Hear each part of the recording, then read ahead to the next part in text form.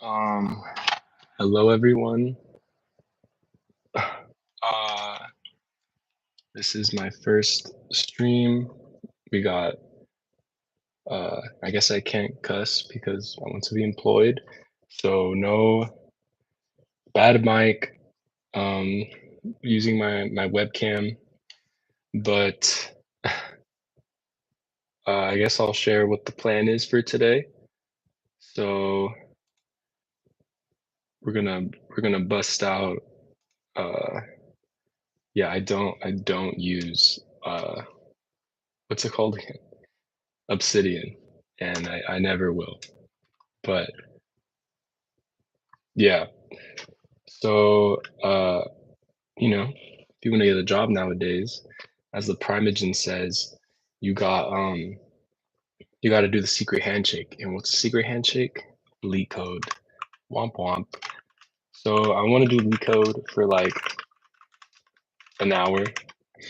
Um, I'm just gonna, we're gonna start on neetcode.io because I like the system there more. Starting with twosome. I've done it before, like once in January and then once like a year and a half before that. So it's a lose-lose. Either I do it really fast and everyone's like, you already knew how to do this, or I don't do it really fast and then I look even more stupid because I should already know how to do it. But we're gonna do that one and then we might do another one. So the general strategy I'm doing for that is to try to complete it on my own for an hour. We're just gonna not worry about this. We'll talk about this later. Uh, on my own for an hour, and then, or no, say 30 minutes, and then if I can't get it, then I can't complete it. I mean, regardless, if either I get it done or if I'm on the right track, I'm gonna keep working. But if I can't complete it, then I'm gonna watch the tutorial by LeetCode on how to do it, and then hopefully like every couple days I'll just try to do the same problem so I don't forget how to do it. Then we will watch LeetCode tutorial. Then for the next hour, I plan on working on my project. So here's the quick rundown of my project. Basically, I'm about to dox myself right now. Holy shit. Okay. This is like the school calendar. This is what I get.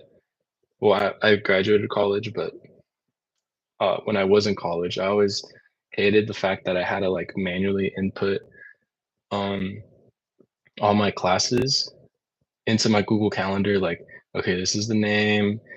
Uh, these are the days. These are how often. You always have to create a custom occurrence because it's like Monday, Wednesday, Friday. This is the time. This is where it is. Blah blah blah. It's like kind of tedious and it takes a good amount of time. It's just annoying to do. So I was like, okay, I can just make a .ics file and then import it into my Google Calendar and have that just automatically put in like my entire schedule onto my Google Calendar and like do it correctly and everything. So I have like about, yikes, what is this? Like 320 lines of code so far. A lot of spaces, a lot of comments. This is definitely not pretty. It's not following whatever convention. Surprisingly, I have a couple functions. This is trash. We'll talk about this later. Um, but I guess let me show you what I've gotten done so far. I don't know how many hours I put into this yet. Be safe to say around 20 hours, maybe less. It's okay. So basically, I run my script, boom, and then I just print out the output, like what the file looks like.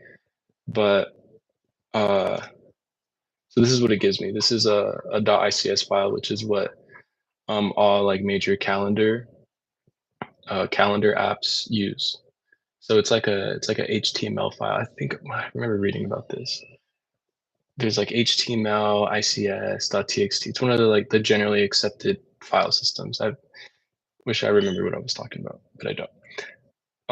So if I were to download this, boom, yeah, I know. Someone was calling me. Wow, it's gonna have to wait.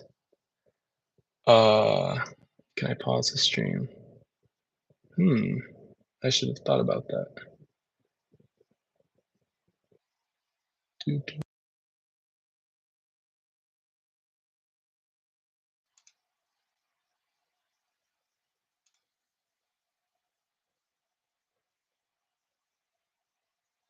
Okay, we're gonna pause.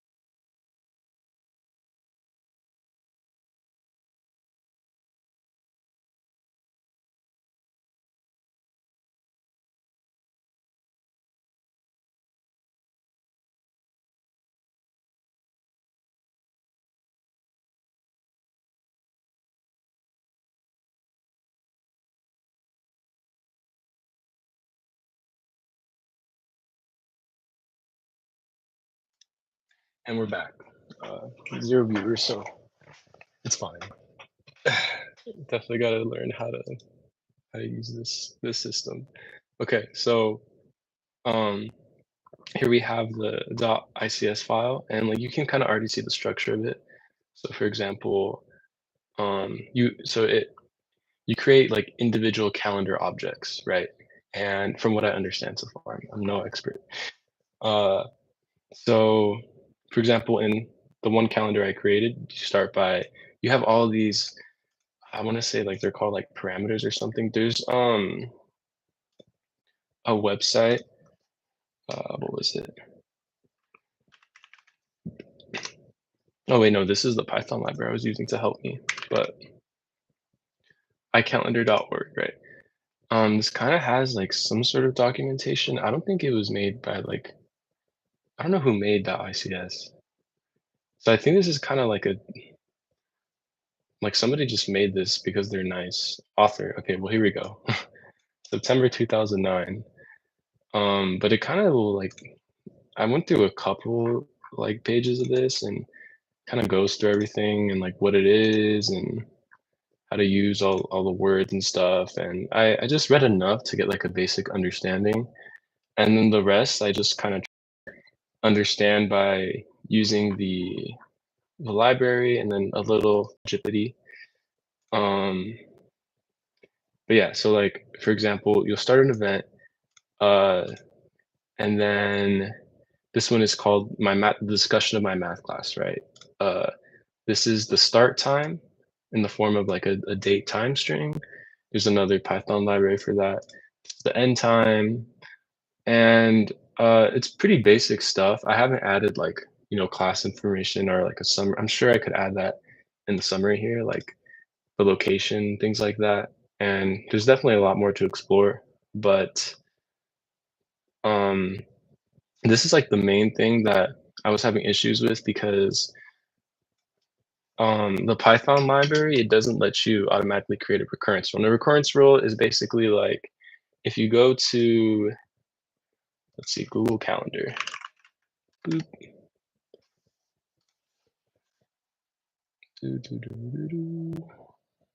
Okay, so if you go to, and I were to, let's say I were to make an event right now, you can see this, like if you press this does not repeat button, then you can set all these repetition parameters, or you can even create your own custom like repetition. So this in Google Calendar corresponds to making like a recurrence rule in the .ics file.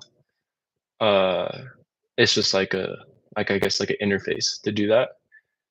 Um, but the library itself doesn't provide a direct way to just make this. So for example, like where are we? If I wanted to make the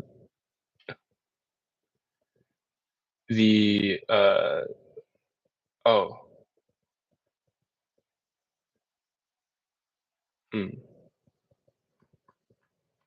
now it's getting confusing. Okay, so where is it? Where is it? Where is it? Where is it? Here. So it has a like every time you make, okay, in each calendar there's events, right? So every one of my classes and discussions would be a separate event. So this is how you make an event with the library. And then you can like specify the name, which in the .ics file would uh, be the summary component. And then, for example, every event needs a timestamp, and uh, that will correspond to the date the date timestamp. Um, the Z means it's in UTC, and then there is like there's like lecture dot start, for example. Like that's, oh, maybe it's not there. And yeah, getter set the end of the event. So I definitely could do it with that, but I wish I could explain exactly why I didn't go there. Oh, I remember. So I was having issues. Um, I haven't even worked on LeetCode yet. It's fine.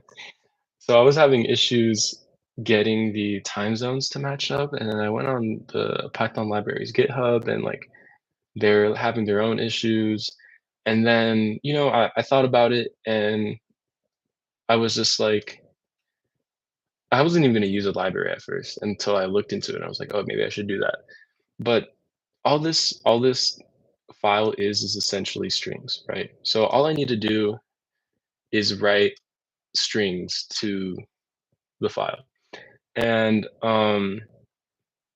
there wasn't a way in the library, at least from what I understood, to make it so I could easily add this time zone identifier parameter so that my file would be in Pacific time, because that's the time zone I operate in, and then Google Calendar would automatically change that to whatever time it needs. Um, so I basically just the library did have its own um, I guess method to just append whatever kind of like everything they didn't have in the library. I guess I should just kind of show it so it makes more sense. It's really weird. Like you could go on introduction and then there's nothing. I don't know if this is how like a lot of libraries are. This is my first project. Oh, by the way, Spider-Man pointer, pretty cool. At some point it'll, oh, it points back at you, and then it's like the meme. Okay. So yeah, like it seems like kind of unfinished. No hate, no hate. Like I definitely can't code. But it was just kind of weird navigating it.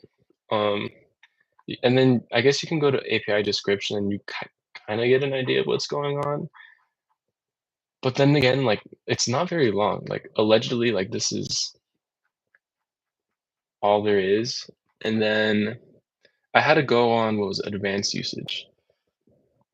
So, and basically the way I found out about all this stuff is that I would like kind of ask ChatGPT like what's going on, and then it would give me like a method. And I'm like, how does it know about this method? And then I had to kind of look into the library and like look through all the pages until I could find like where ChatGPT was getting this information from. And eventually, I came here, and then it says it has this method called an event has a characteristic called extra. So you can use this function called content line, and basically this lets you make your own uh, it just like lets you write your own lines to the file. So in this example, like in the .ics like documentation, like there is no parameter is not the right word. Characteristic property. I'll call it a property called foo, right? But if for some reason like you wanted to add your own property, or you wanted to, like in my case, change a property that the there wasn't a method to change for in the .ics uh, py Python library, then you can just kind of like write it on your own. And each property has its own parameters you can do. And then even those parameters can have their own parameters. So it just kind of like builds on itself. And basically you just use this function from what I understand. And I even went on GitHub and I looked through the actual API, and I was just very confused. So, but basically this function kind of saved my life.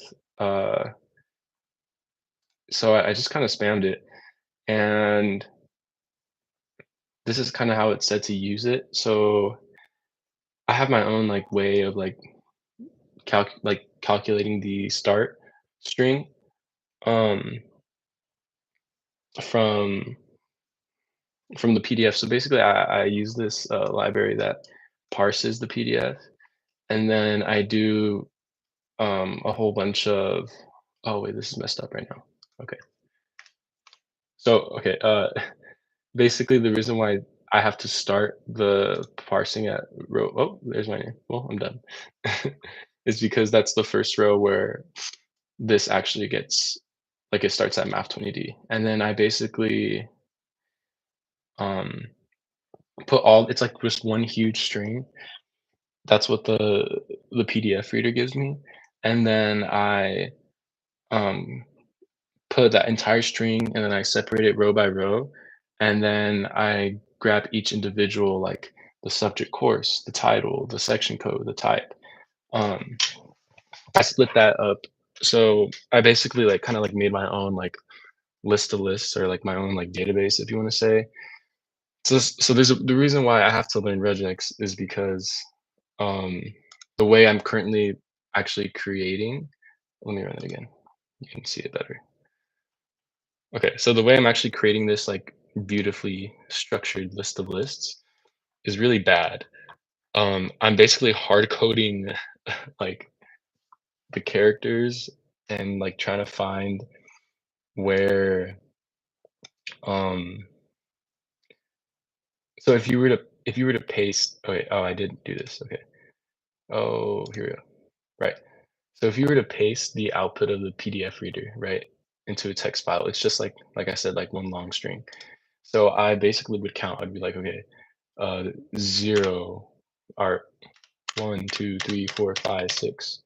And then I'd be like, okay, so the title is going to be around the range of the sixth character to the seventh, eighth, ninth, 10, 11, 12, 13, 14, to like the 15th or something like that. And I'm basically like manually for each row counting where each property of the schedule is going to be. And then I'm just like cleaning it up, like removing all the spaces in the beginning and at the end. But that's really jank, and obviously it didn't work once I put in a new calendar. I mean, a new schedule. So talked to a friend, and um, he said a good way to probably solve this is that I'm gonna have to like learn regex, and like I'm not exactly sure what it is, how it works, what to do, um, but I'm going to try.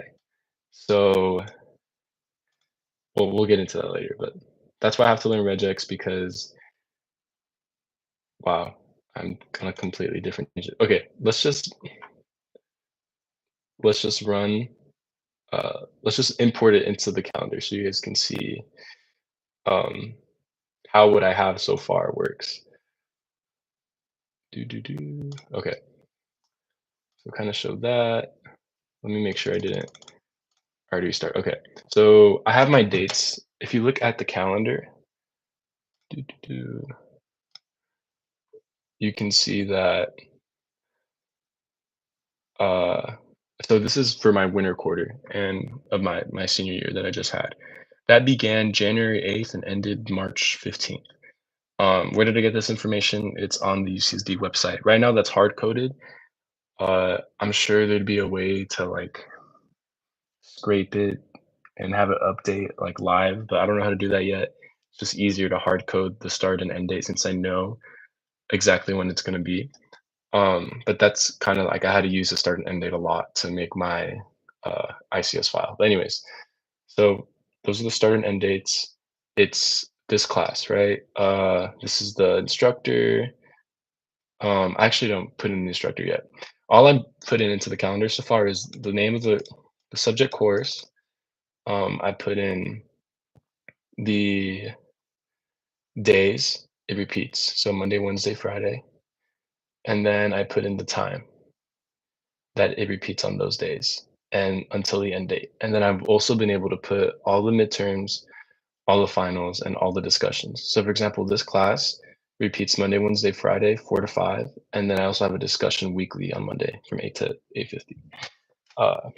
So if I go to my calendar and then settings, import, oh, okay.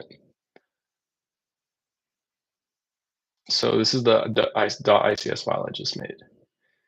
If I didn't format it correctly, which I didn't do a lot in the beginning, I would press import and it would basically say it can't read the file. And that's all Google tells you. So you just kind of gotta figure it out on your own.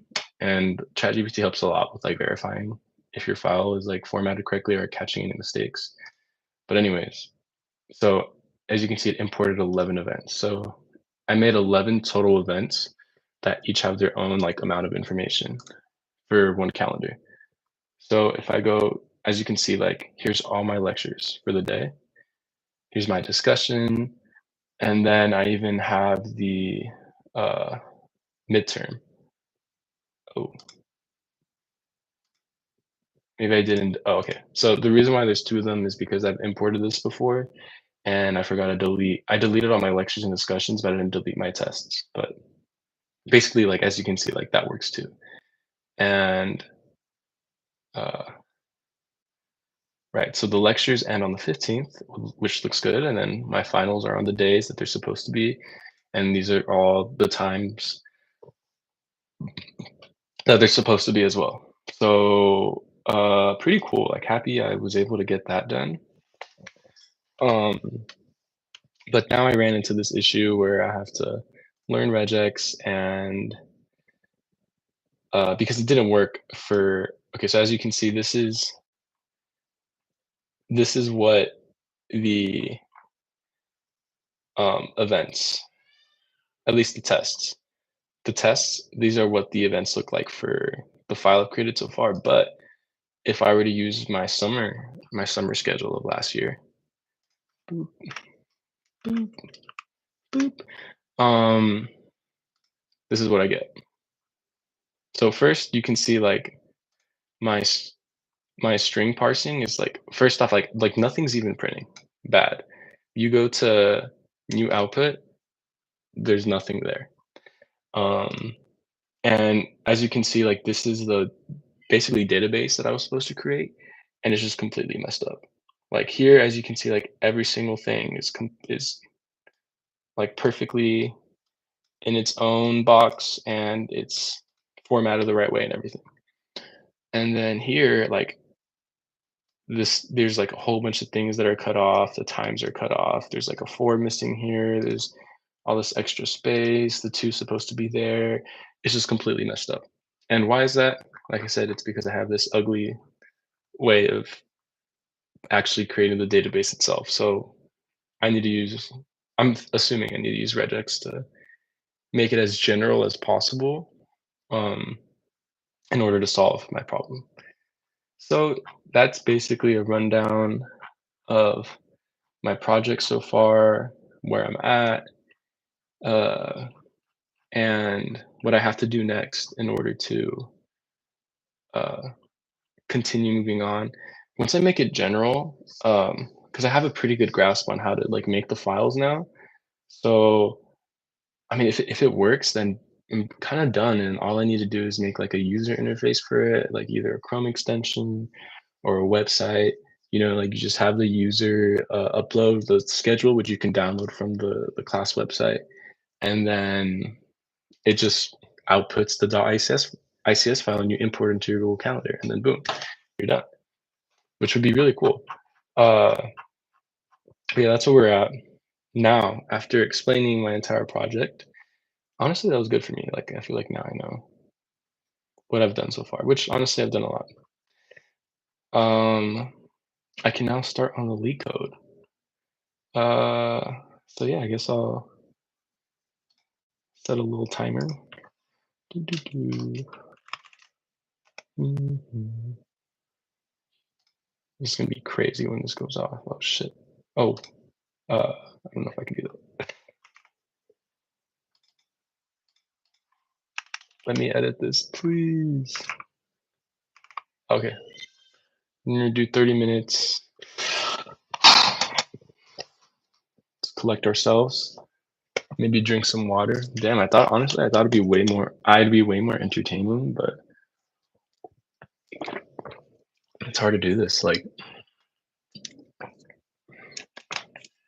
I don't know where to insert jokes. I don't know when to be funny. We'll figure it out as we go. I did want to say though, like, sorry if you hear children screaming. Um, Basically, the reason behind me doing this, like, I'm definitely not gonna get big. I don't plan on, like, I never really wanted to make content or anything. Um, I just have a really like hard time focusing and like locking in and being able to do the work I need to do so that I can, like move on in my career.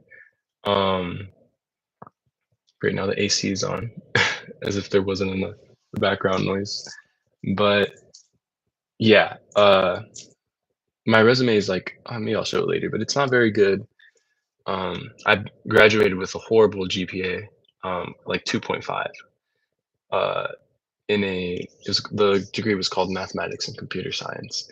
I didn't really like coding for like the whole time I was doing the degree. Like I was just doing really bad. I failed so many classes. I don't know how I graduated in 4 years. Like I barely made it. Um, and I was just kind of like forcing myself to do this major because I thought I just felt stuck and I was like, this is what I have to do. And obviously that wasn't working. And at some point, I'd say like start of 2024, I started going to therapy, got a lot of help, like mentally with other stuff. And then I realized that there's no way I was gonna succeed in my life if I didn't love what I was doing.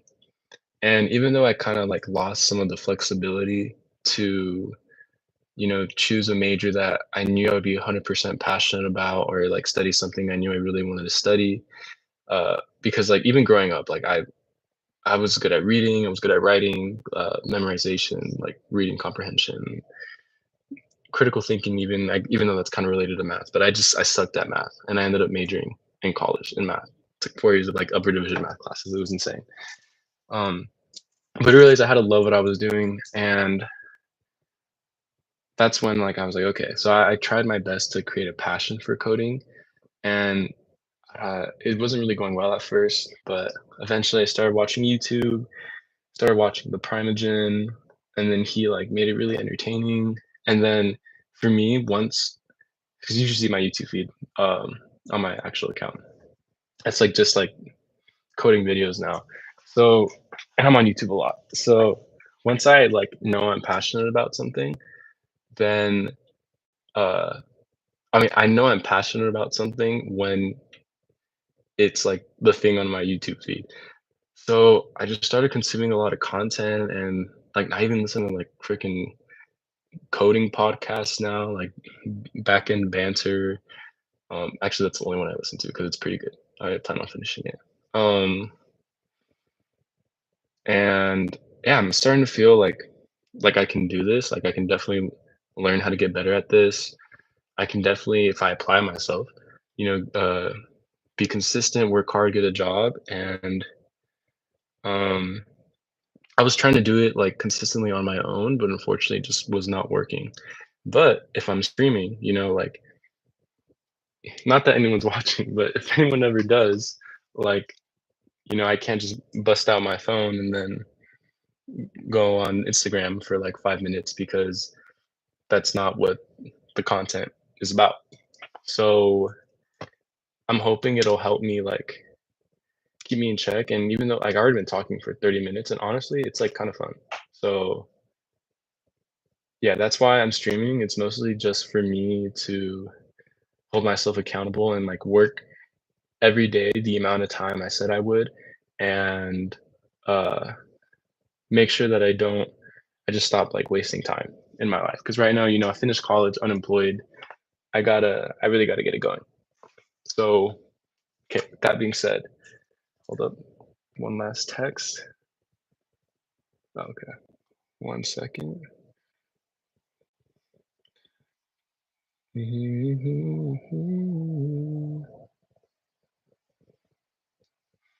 Okay, here we go. Boom. So, uh, okay, basically, I've kind of started the neat code. What is this? The 150 or something? And I'm just trying to go through the whole roadmap. So I guess I have to start with arrays and hashing. Um, I did contains duplicate. I did valid anagram. Like I did both of these like maybe like 2 weeks ago. Don't ask me to do them again right now because I probably won't be able to. But I guess the next thing, I honestly, I think when I finish them, then I'll go back and try to do it again to make sure I don't forget how to do it.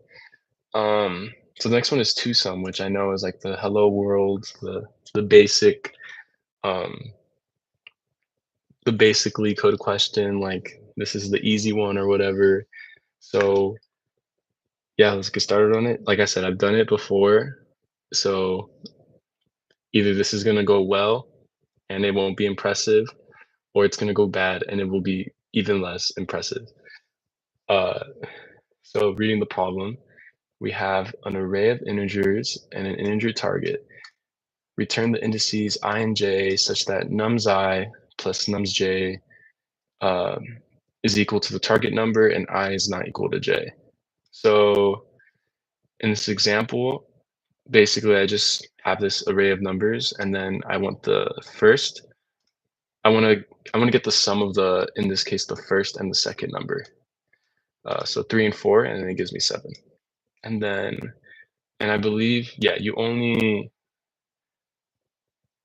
working with two numbers at a time, which is good. And then uh, here, oh wait, what's target? Oh, so you want to try to create the target number. Oh, yeah, actually, I was interpreting this incorrectly. Return, you answer that every input has exactly one pair of, you may assume that every input has exactly one pair of indices that satisfy the condition. So you're actually just given the list of numbers, and then you're just given the target. And then you want to find which numbers in your list of numbers add up to the target. And we can assume that that it has to like, we can assume that those integers do exist in the list. So I don't have to worry about like, oh, like what if it gave me what 12 and there was no way to add up to 12. And can you use, and you can't, okay, so that's a bad example. 15, and there's no way to add 15 with only two numbers. Because you can use oh, where is it? Can you use duplicates? I'm not sure. So like this isn't a, like you can have duplicates in the same um list. Like I could just have a list of all fives, but I don't think you can use the same index more than once. Um, and that's just based off the language here that we have exactly one pair of indices. Oh yeah, okay. So maybe I'll just write that down. Um, duplicate indices allowed. The answer is no. Um, and the reason is it tells us right here. Obviously, we know we want to add up to the target, but these indices cannot be the same. But duplicate numbers are allowed if they correspond to different indices in the list. Boom. Sorry, quick distraction. This is my thumbnail. Okay.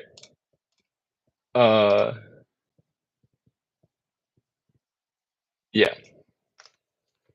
So that answers that question. Besides that, I don't really have any more edge case concerns or whatever. Ouch. Okay. So I know there's like what's the word?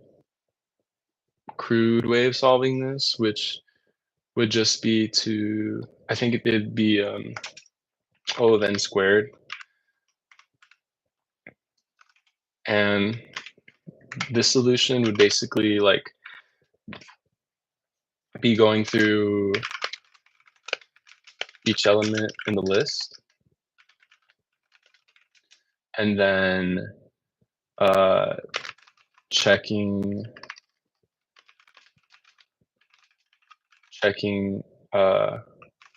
each other element until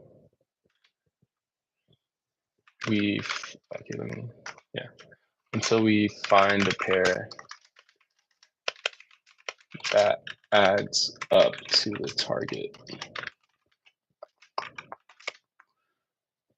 Yeah, so like basically what I'm saying here is the really basic way of solving this would be to look at 3 and then, okay, I check it against, I don't have to check it against itself, but in this case, I probably would if I'm like only using a double for loop. I check 3 with 3, no. 3 with 4, no. 3 with 5, 3 with 4, yes. But let's assume, okay, let's assume the target was 9. We check 3 to 4, no. 3 with 8, no. 3 with 6, and then it would be 9. So in that case, actually that's the best case, right? And with time complexity, I'm trying to measure, in this case, I'm measuring worst case. I should probably specify that. Yeah, I suck at typing, by the way. Gotta get better at that too. Boop, boop. Boop, boop, boop. Boop. Okay. So actually, the worst case scenario here would be checking if I had a target of 11. And in that case, like I said, I'd check 3 with all the other numbers. Then I'd check 4 with all the other numbers. Then 5 with all the other numbers. And then 6 with all the other numbers until I finally get, I had 6 and 5 and I get my target of 11. So basically for each element, I'm checking it against every element in the list. So I'm doing a total of n squared. So in this case, I'd be doing 16 checks in the worst case to, like I said, technically I'd check 6 and 6, even though we can't do that in this problem, but for simplicity's sake, to understand the time complexity, I'd check 6 and 6, and then I would go up to that, and that would be like 16 checks, which 4 squared is 16. So that would not be good. But I do remember that the way to do this is actually to use a hash table. And I think like that's just like the answer for everything, low key. So if I remember correctly, we have to understand the mathematical concept of the complement, which is basically just like, okay, so if I have a number, let's say I plus j equals target, right? Then the complement would be moving this j or I to the other side. And then now my equation looks like this. I equals target um, minus j. Hopefully I'm doing this right. Could be wrong. And then we could call this new, it's the same I, but we could call this the complement.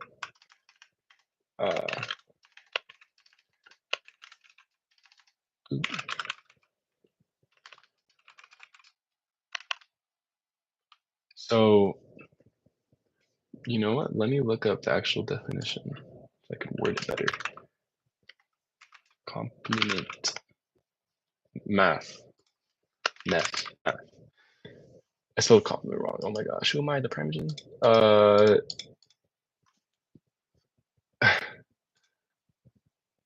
Dude, honestly, I don't really like this AI Google thing. Oh, it's giving me set theory, which I actually did in college. Math idea. This is so painful. Dude, please don't give me the set.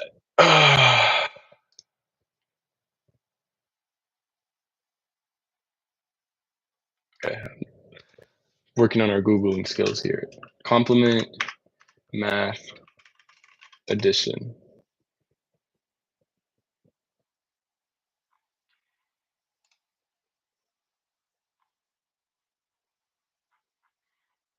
Guys, I regret to inform you that I might be stupid.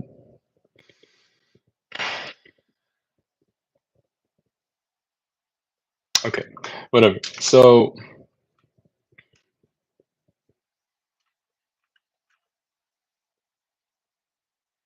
let me think about this again. So what do I know? What do I remember? I know that at some point I have to make a hash table, and I also know that the complement is involved. The word complement is involved in the solution somehow. So we're off to a good start. And this is the easiest LEETCODE problem, by the way. So we can only go up from here. 4 years, 4 year degree right here. That's what it'll get you. Um, okay, I just want to build my hash table. So the way I'm going to do that is I'm going to use like a for each loop, and I'm just going to say for each num in nums, I'm going to create a. Do I want a set or do I want a dictionary? Oh, I'm gonna want a dictionary. Okay. Well, okay. So let me see, what's the difference between hash set versus hash table versus hash map? I don't know if there's a difference between all these things. Reddit, give it to me. Please explain like I'm 5. Thank you.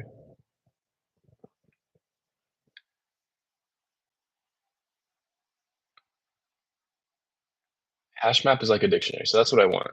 But I'm trying to figure out what the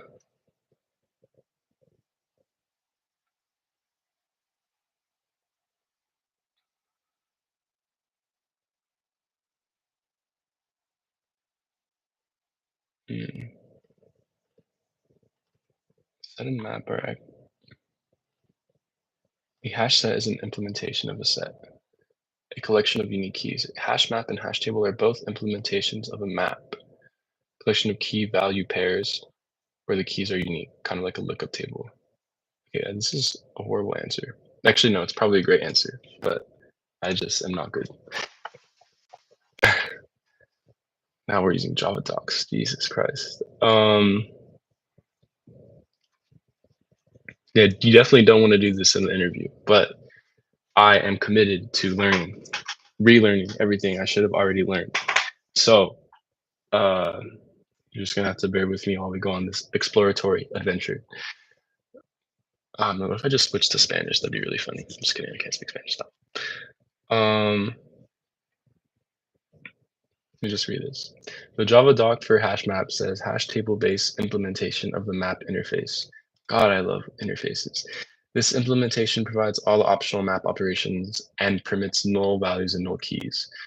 Hash set, by the way, I'm using Python, by the way, so this is probably irrelevant.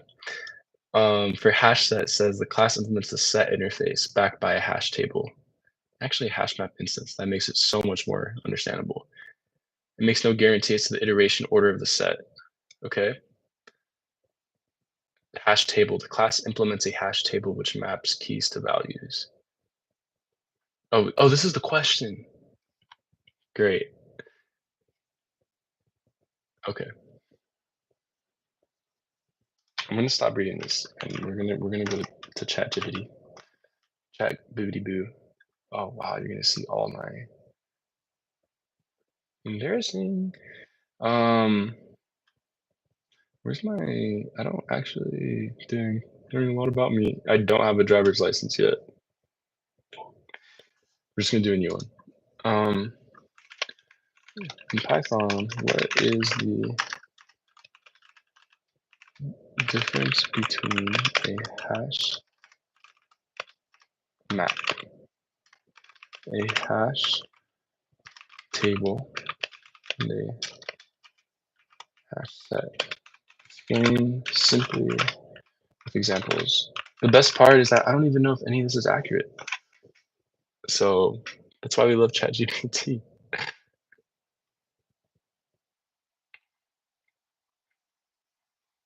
Okay, this makes sense. So a dictionary is just a hash map where we have keys, which are these strings, and then they're going to map two values by using a hash function. And there's like different kinds of hash functions, if I remember, and different ways of like, for example, if certain keys get mapped to the same value, then you can resolve collisions in its own way. It's data structures, all that stuff. But that's a hash map. Um,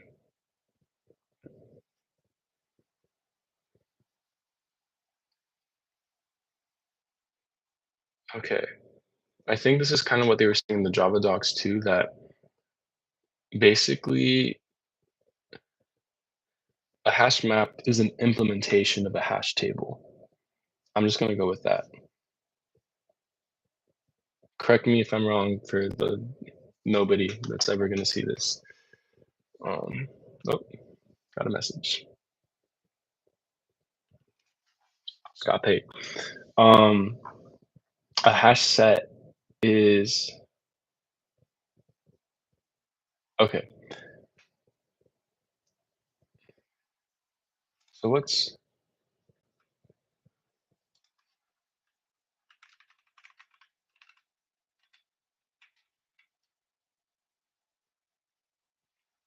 here's how I'm gonna think of it. I'm gonna say that screw hash table. We're not gonna worry about that word. I'm gonna have hash maps and hash sets. Hash sets are only gonna have like the key, for example, right? And you can have like one lookup, so instant lookup time to find any key to see if it exists, but there is no mapping to a value, which you would want in some problems, I think. But for this case, we want an actual hash map. So we want a key, which is going to be the num we are currently looking at while we're iterating. And then the value, wow, this is probably so painful to watch. um, the value, and that's going to be the complement. Okay, yeah, now I'm remembering how this worked. So what does this mean? We shall see. I don't know why I added 4 commas. Boom, boom, boom. So while we iterate through each number in the list of numbers, first thing we're going to do is calculate the complement. So what is the complement? The complement is going to, and remember we have the target passed as a parameter.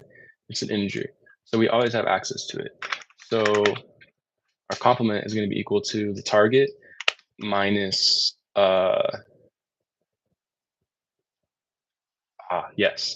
minus the current num we're looking at. So how does this work? In this case, this is an unknown, right? This is what we're trying to figure out. You can call this our I, right? Our target is known, it's passed in. God, I hate when that happens. And Our j is also known, that's the number we're currently iterating through in the list. Uh, so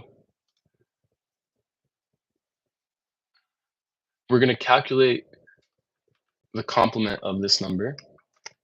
So for example, in our example one over here on the left, um, you'd have our target is 7, and our current num on the first iteration would be 3. So what does that mean? That means our complement is 4. So if and remember, we want to return um, two indices I and j. So if uh, if this 4 exists in the hash map that we're about to create, um, then we can return the indices of I, which is the complement of j, and that would equal our target 7. So first thing we want to know is our complement in the hash map we're going to create. So how do we check that? First, um, before we do anything, I think we might need to just, let's add this number to the hash map. So how would we add to a hash map? Well, first we need to create one. So how do we create one? I believe in Python, I'm gonna just say, I could call it hash map. We'll just call it hash map. Hash map is gonna be equal to a dictionary, and this, I'm creating an empty dictionary here. So then to add the first element, I don't remember exactly how this works, but we're gonna try. So I'm gonna say hash map. So my key is going to be num, right? That's what we specified in the comment above. And then my value is going to be the complement.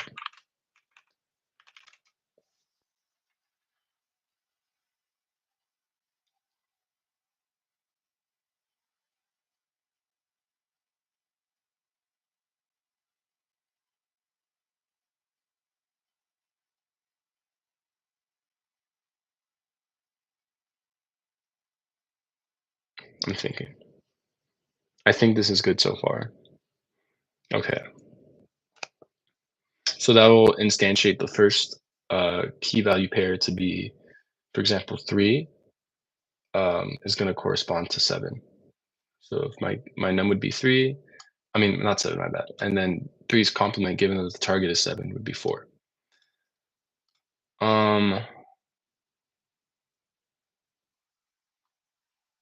I think then we're going to do this. Then we're going to check if, oh, sorry, still C++. Really glad I'm practicing this because I suck at talking while coding.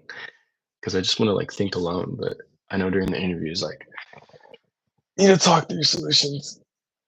Damn, 270 millivanillies of caffeine are really getting to me right now. I drank a Celsius for no reason. Not even like the basic ones. Like I drank these like new ones that have 270 grams of milligrams of caffeine just to sit on my desk and code. Why? Okay.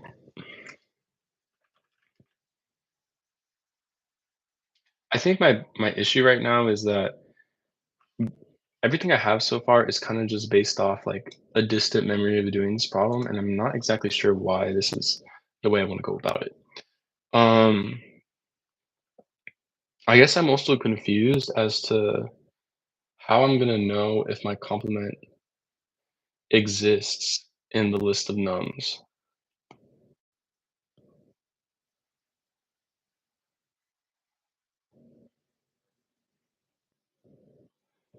Let's see here.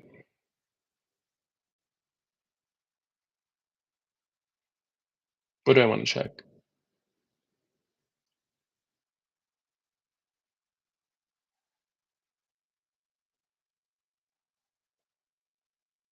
Oh, no, that's still,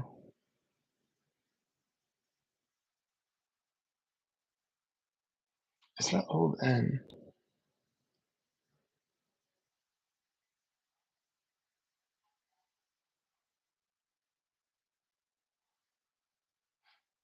Oh, okay. I think we actually just, we build our hash table, right? So that takes O of N time. I'm just, yeah, for each element, I'm adding its complement. Okay, then I think all we can do is this. We can just say if,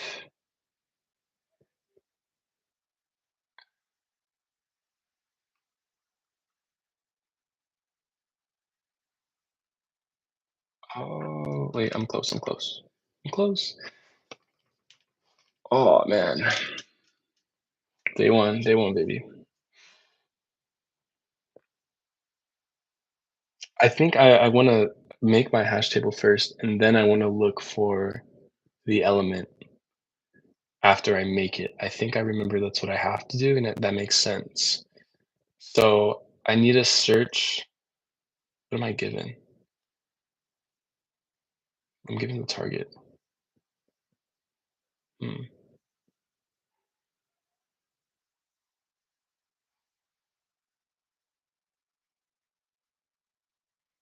Ooh, this is bad. Like, wow. Chat, chat. I think we failed at Tucson. We failed at Tucson. Well, guys, nice knowing you. I'm going to be furthering my studies at McDonald's University, and I think my talents would be better. I'm taking my talents to South Beach.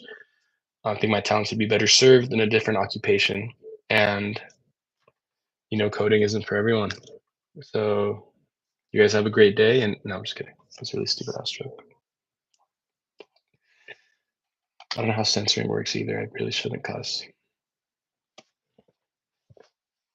I'm raging. I'm raging. I'm raging. I kind of want to just wait out these last 3 minutes. So you can see my timer right here and just watch the damn video, or I can keep pushing. Can go out strong. I think I got caught up in trying to find the like most efficient solution. I probably should have just started at the hard, like the O of n squared solution, and then worked my way down to this one. Anyways, let's see if I can conjure something up at the end of it. I'm gonna iterate through the thing again. I'm gonna say for each num and nums, I'm gonna say we're gonna check if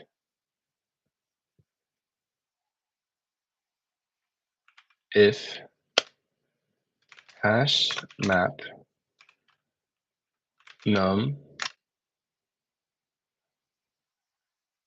um, exists in the list.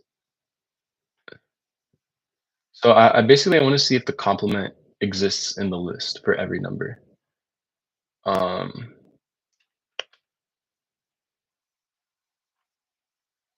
okay, so yeah, if the complement is in nums, okay, yeah, yeah. If the complement is in nums, then I want to return. Is there like a make pair?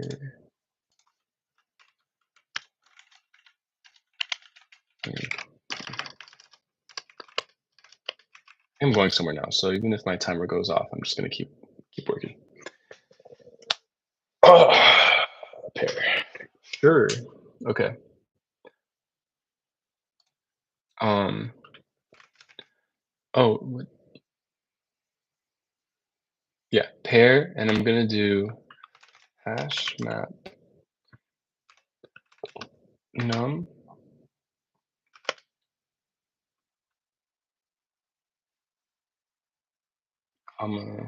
Okay. Actually, once smallest one first. So I'm gonna do num. So this would be like I, and then this would be like J.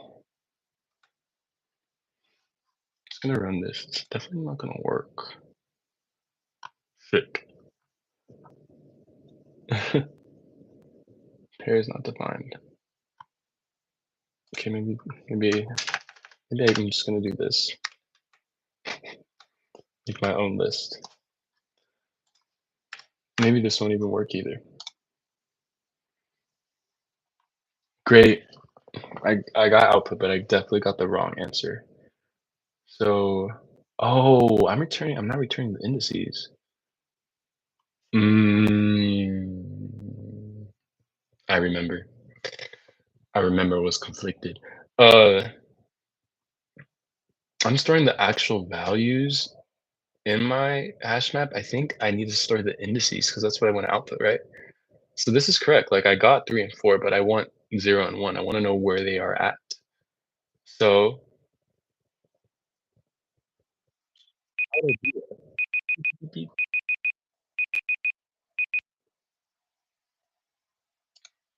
Give me 10 more minutes. Give me 10 more minutes, chat. Please, like reset. No. Give me 10. No. No. No.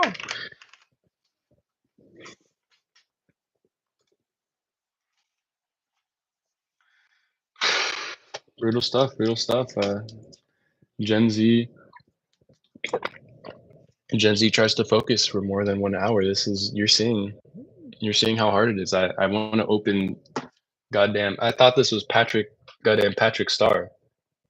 Um, I just want to scroll through TikTok. I want to go on YouTube. I don't want to do this, but you know what I want more than scrolling through TikTok right now? I want to get a job.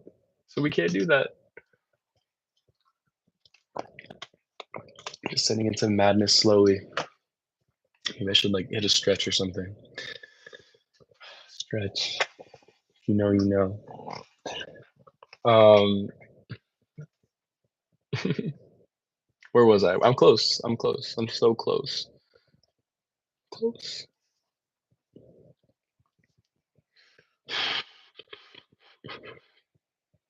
How do I get the index? How do I get the index? Oh, I have it. How do I get the index of none?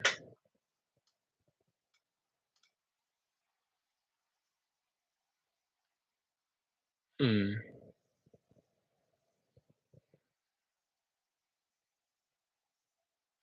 Hmm. Aw. Bro, this cannot be that hard. My brain's off. Okay, we're gonna stretch. Get the brain juices flowing again. Ah.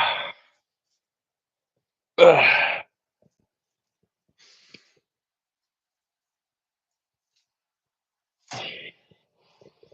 Goddamn, some got me stretching, bro. Think about that. The easiest leak code problem. Your 5-year-old can do this without breaking a sweat. I'm out here already sweated through my shirt.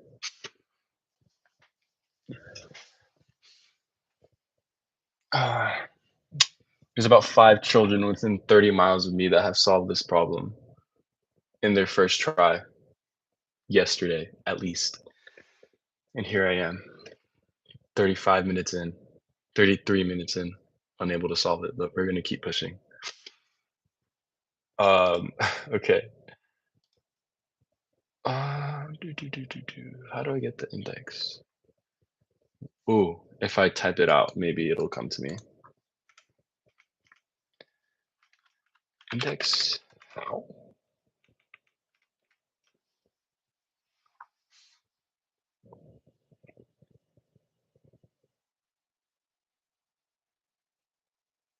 This is like tempting. I just want to click it. You just want to figure out how to do it, but no, no.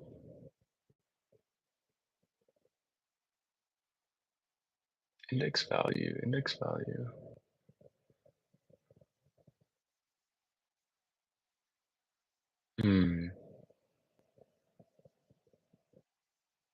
Okay, here's my idea. Instead of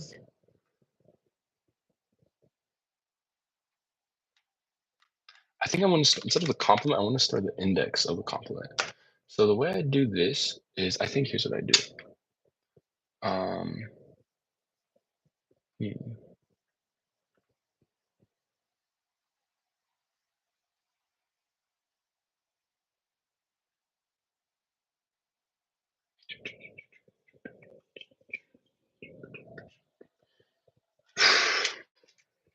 I don't want to give up, but I might have to give up.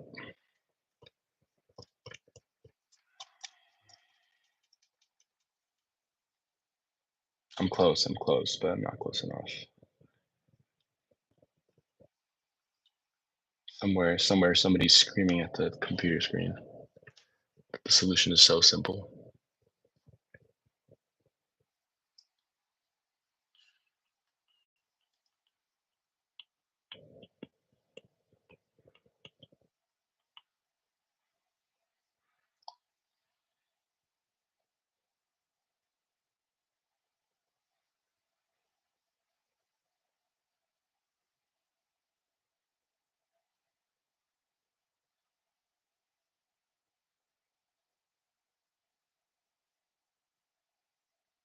Turn into a meditation session.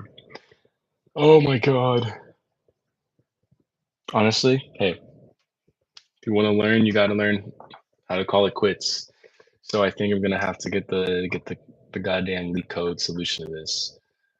You know, you can make excuses. Maybe you could say, "Hey, if I wasn't live streaming and having to explain this out while I was doing it, then I'd be able to solve the problem." You could say maybe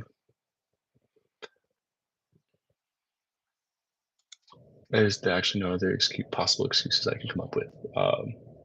Yeah, okay. So without wasting any more of my time, um, congratulations, you just witnessed. I guess I'm living up to the title. You witnessed the defeat of a four-year college grad to some. We're clicking on this goddamn solution button. Video explanation. Bro, this is dead ass me right now. God, I love LeetCode. He's so nice. Okay, should I look at the video? I think, okay, I'm gonna look at the video until and then when he says something that makes sense, dude, imagine if I just, um, then I'll stop. Maybe I just need a little hint. Let's solve LeetCode 1 two-sum, the most popular LeetCode question. Ah, So we're I given have an no idea how input well this array audio is and some mixed. target, in this case 9. And we want to find two values in this input array that sum to 9. Mm-hmm. So in this case, Mm-hmm. it's 2 and 7. Now we want to return the indices of these two values. So the index of 2 is 0, the index of 7 is 1. So we return 0 and 1. We're guaranteed that there's exactly one solution, so we don't have to Guaranteed, worry brother. about not finding a solution, and we don't have to worry about multiple solutions. Now, We the already most went over that. intuitive way to solve this problem is basically just check every combination of two values and see if they can sum up to our target. Pretty So much. we start at 2, we check every combination we can make that includes 2. So we scan through the remainder of the array 1, 5, 3, and check if any of those numbers added to 2 sums to our Pre-watched, we're solution. We already did that. Great. Trying to make myself feel better. I still don't. target 4. In this case, none of them do. So next we can repeat the process. Let's check every combination including 1 Joel Embiid, the process. that sums I hope he does better in the in the Olympics. They benched him. They benched him like Jason Tatum. I love basketball, by the way. up to target 4. So we scan through every element that comes after it, 5 and 3, and we Right? find that 1 added with 3 sums up to our Mm-hmm. target 4. Notice that we didn't have to check the values that came before 1 because we already checked the combination 2 and 1 when we were up over here. Remember when we checked every combination with 2? So we didn't have to repeat that work down here. We only had to check the numbers that came after 1. So the runtime of this algorithm isn't isn't super efficient. This is basically brute force. We're going through the entire array of length n, and we're going to do that worst case n times for each number. This means that overall worst case time complexity will be O of n squared. So can we do better? Now, can we do better, Mr. NeetCode? the thing to notice is that for each number, for example, 1, the value we're looking for is the difference between the target and this value 1. So we're looking for 4 minus 1, which is equal to 3. So that means this is the only value we can add to 1 that'll equal the target. So we don't have to check every number. We just want to know if 3 exists. Now, the easiest way we can do this, the most efficient, is by making a hash map of every value in our input array so we can instantly check if the value 3 exists. Oh, what did he say? What did he say? Run it back, Turbo. Value in our input array so we can instantly check is by making a hash map of every value in our input array so we can instantly check if the value. Make a hash map of every value in our input array. What does that mean? Let's. Oh, what does that mean? I think that means every value in our input array. So I think that means we just do this. What we already did.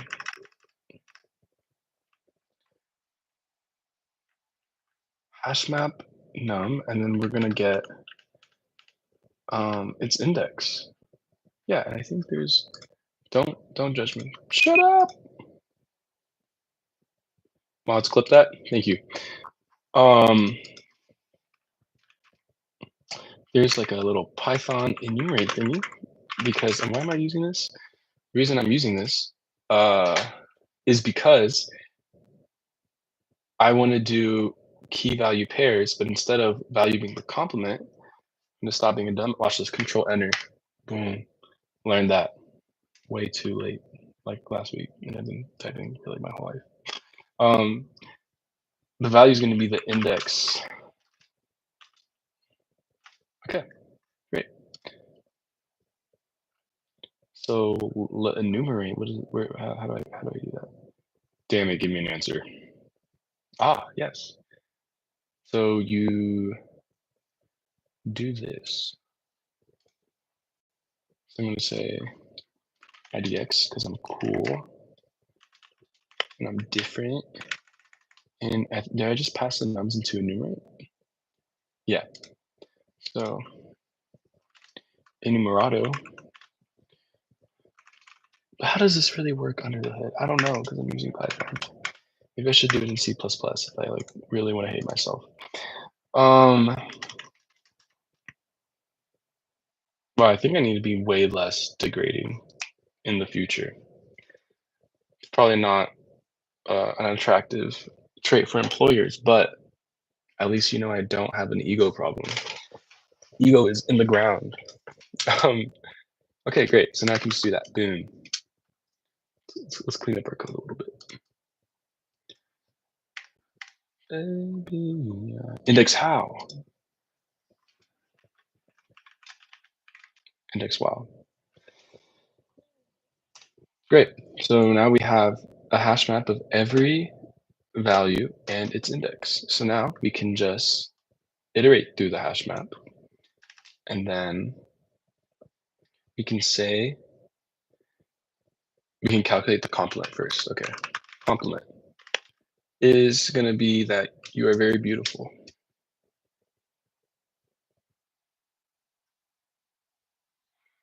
I actually just wanted to end the stream there. That was bad. I hope no one ever finds that. Self-aware king. Complement. Okay, so that's gonna be the target minus the num. Boom. And then I'm gonna check. Does does that complement exist? If complement in, can I just do that? Let's look. How to search a hash map. I don't know if like this is bad that this is how I use ChatGPT. Like maybe I should learn how to use Google. I don't know. Okay, I'm pretty sure I did this right? Yeah, okay. If in hash map, great. I love Python, so simple. But what's happening under the hood? So if it is, then I can return. Oh, am I gonna have to enumerate it again? I have to. This is gonna be slowish.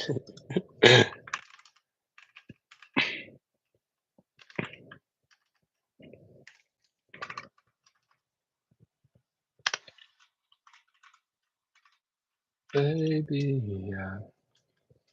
Google connection. Lost my mind.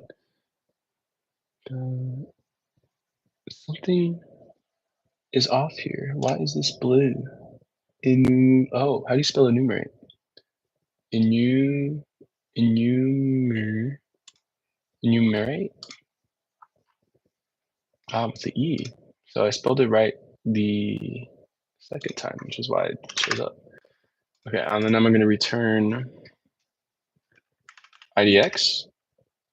Okay, I'm going to return as a list. Return IDX, and then I'm going to also return. We're going to go into our hash map. We're going to look at the num that is the complement, and then that will give me the value of its index. I'm just going to run this thing.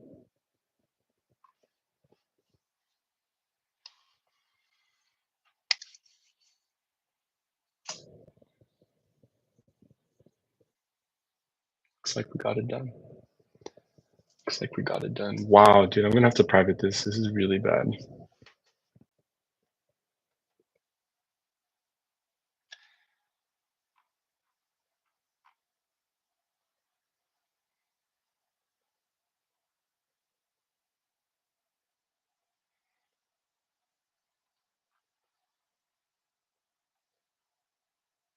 I have a funny idea for a video. It's gonna be called Twosome Speedrun. I'm gonna be like, okay, so I'm gonna try to solve this as fast as possible from memory. Then I'm just gonna paste the code in. I'm gonna press submit, and then I'm gonna end the video.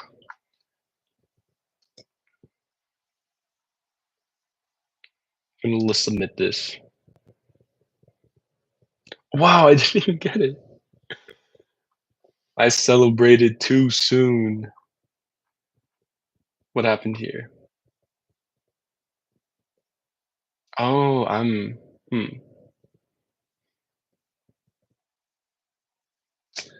yeah, so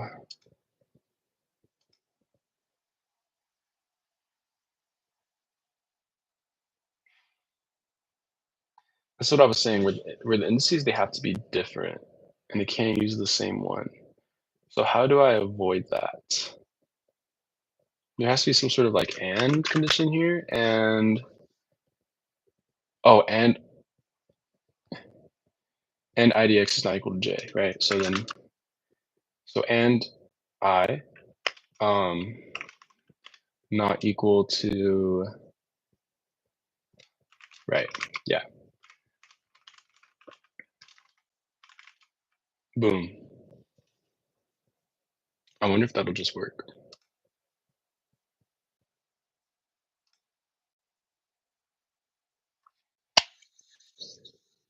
You just got two-summed. You just got freaking two-summed. Oh my god. Index how? Index wow. Yeah. Okay. See, yeah, I need to get better at explaining while I do it because I didn't really explain anything that I just did, which is bad.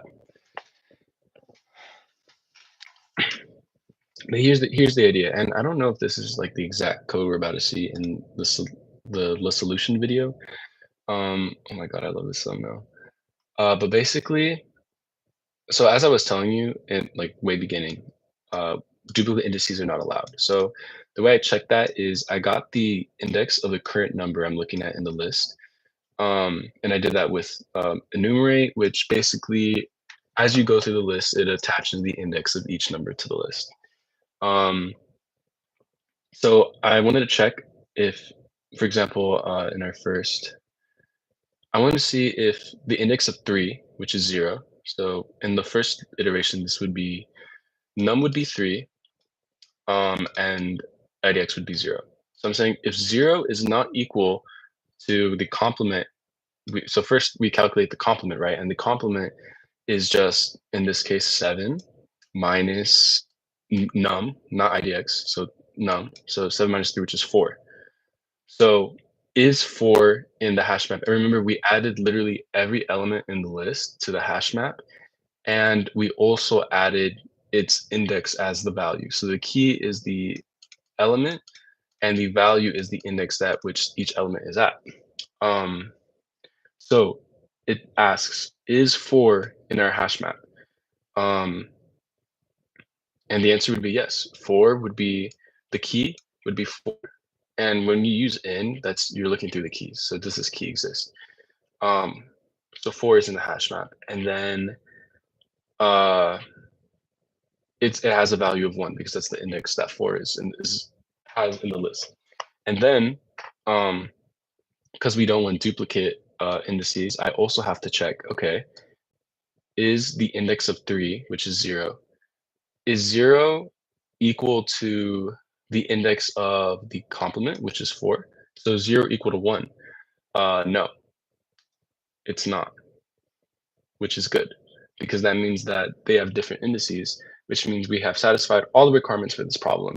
And we can just return both indices. And it says, remember, I want to return the smaller index first. So the index of the number we're currently looking at will always be smaller than the complement because we can't repeat the index. So it has to be, if the complement exists, it's going to be at an index after the first. It's going to be at an index after the element we're currently looking at it. So basically, IDX will always be smaller.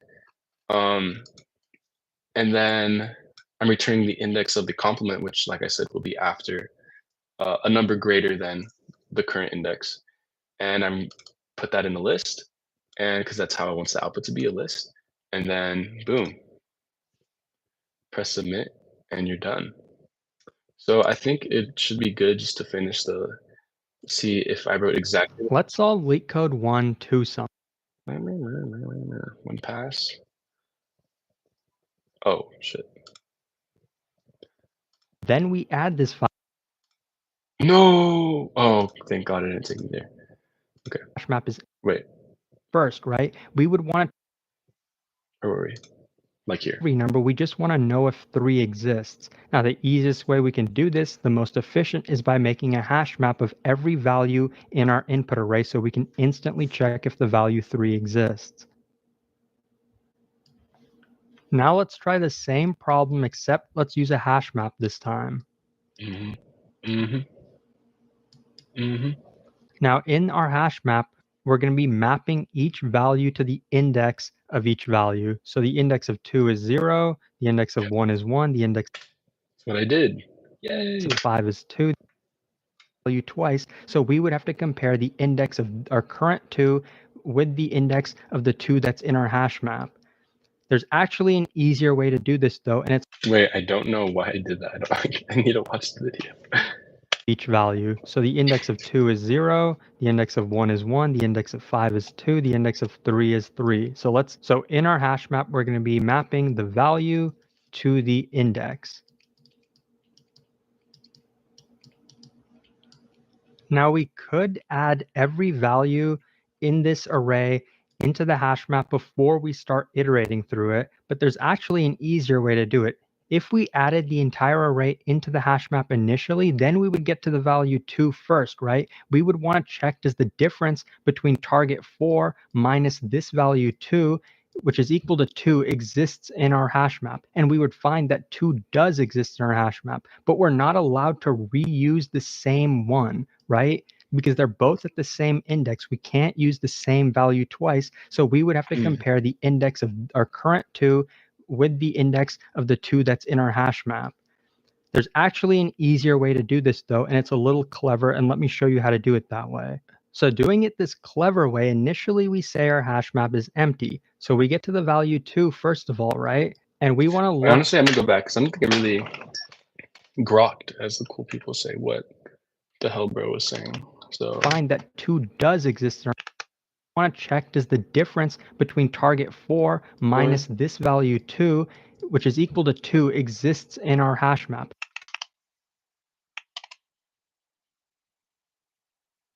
To the index. Now we could add every value in this array into the hash map before we start iterating through it. okay, so what he's just said is what I did in my solution. I naively, I'm assuming, just added every element in my array to the hash map. So he's saying there's a better way to do it, and we're gonna see what the better way is right now. But there's actually an easier way to do it. If we added the entire array into the hash map initially, then we would get to the value 2 first, right? We would. If we added the, okay, you're good. What I just did, we'd get to the value 2 first, and in this case, okay, I think I get what I think what he's gonna say is that I wouldn't want to add 2 into my hash map because its complement is itself. So maybe he's gonna design a way where we can not have to do that. Is my guess. Would want to check, does the difference between target 4 minus this value 2, which is equal to 2, exists in our hash map? And we would find that 2 does exist in our hash map, but we're not allowed to reuse the same one, right? Because they're both at the same index. We can't use the same value twice. So we would have to compare the index of our current 2 with the index of the 2 that's in our hash map. There's actually an easier way to do this, though. Honestly, I don't get it. I think he's just saying you can't reuse the same 2. And it's a little clever, and let me show you how to do it that way. So doing it this clever way, initially we say our hash map is empty. So we get to the value 2 first of all, right? And we want Initially we say our hash map is empty, sure. to look for the difference 4 minus 2 in our hash map. But it's empty, so there's nothing there. Our hash map is empty, so we don't find 2. So then after we visited this element, then we can add it to our hash map. So now that I'm done visiting it, I'm going to move to the second element 1. And before I do that, I'm going to add this value 2 to our hash map, and the index of this value is going to be 0. So I think he's saying you visit it first, and then on the next iteration, you add the previous element that you had just visited. So basically, I think he's saying if you get to 1, to the first index, then you know that the element at the 0th index 2 is not in the hash map, so we're gonna add the previous one. I don't know why though, we'll see.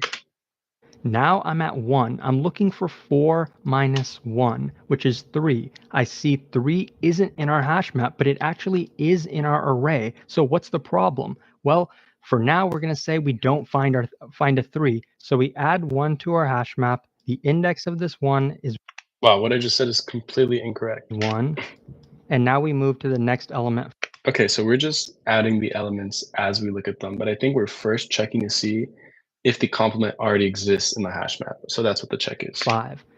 We check, does 4 minus 5 does 4 minus 5 exist in our hash map? That's -1, so no, it does not. Okay. Then we add this 5 to our hash. So I think what he's saying is that you want to check. So you're building the hash map as you iterate through the array, but before you add an element to the hash map, you want to check if that if the complement already exists in the hash map. So in my code, I think what he's saying. So here I have this check, right? Which basically does the same thing.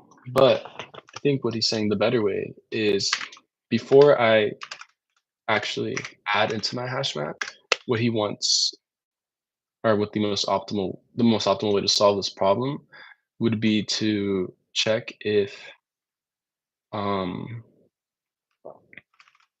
oh, so maybe we calculate the complement here. Let me just as well. And he's saying if hash map.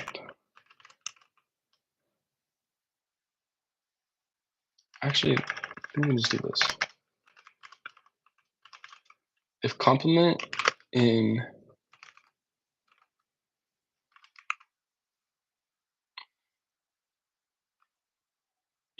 so if the complement exists in the hash map,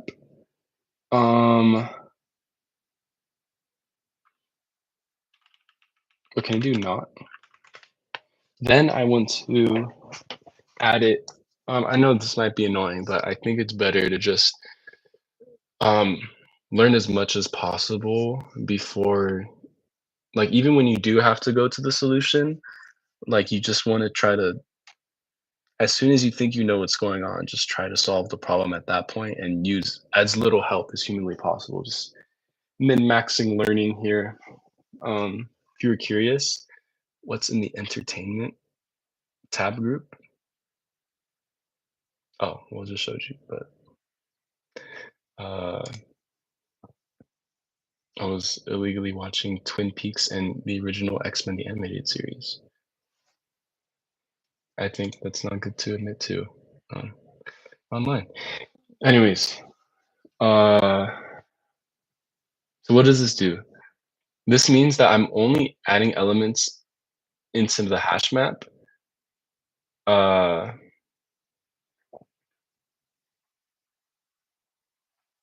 Wait, okay, let me think about this. This check is correct, but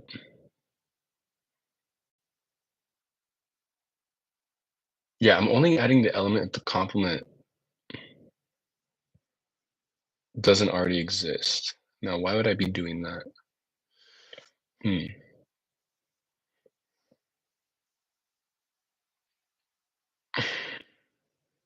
gonna go against what I just said because my brain's fried. Sorry, chat. Map, and its index, which is 2. And we move to the last value in the array, 3. We checked as 4 minus 3 exist in our hash map. Now that's 1, so we see it does exist, right? Right over here. The value exists and its index is 1. So now we found our 2 values that sum to the target. And we want to return their indices, which are going to be 1 and 3. So with this algorithm, we don't have to initialize our hash map. It can be initially empty, and then we can just iterate through this array in one pass. Now, the reason the algorithm can work in that way with just... So I see, basically I still did a 2-pass algorithm, unfortunately. So, okay.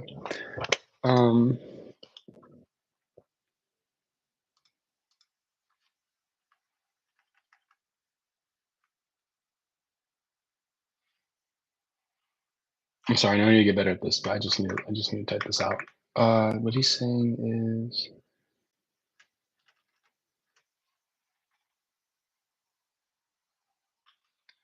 turn RDX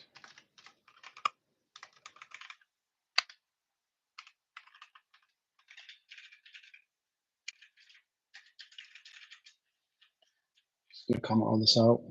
Control / I think this might be able to do the same thing.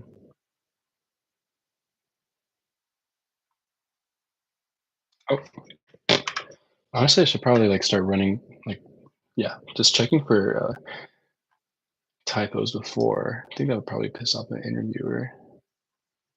God.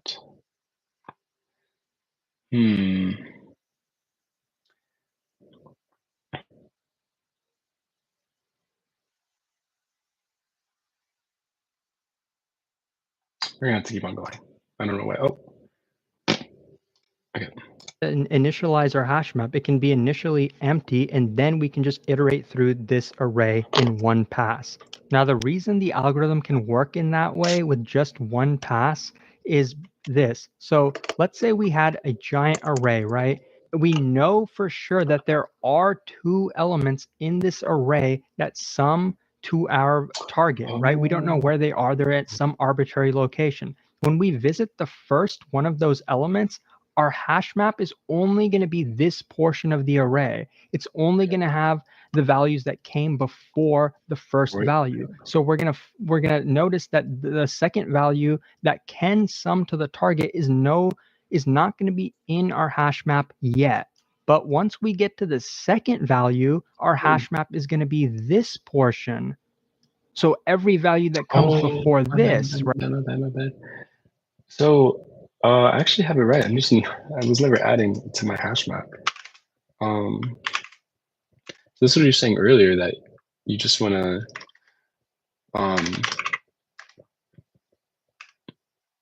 add each node with the value being IX. Well, I think this will work now. Stupid.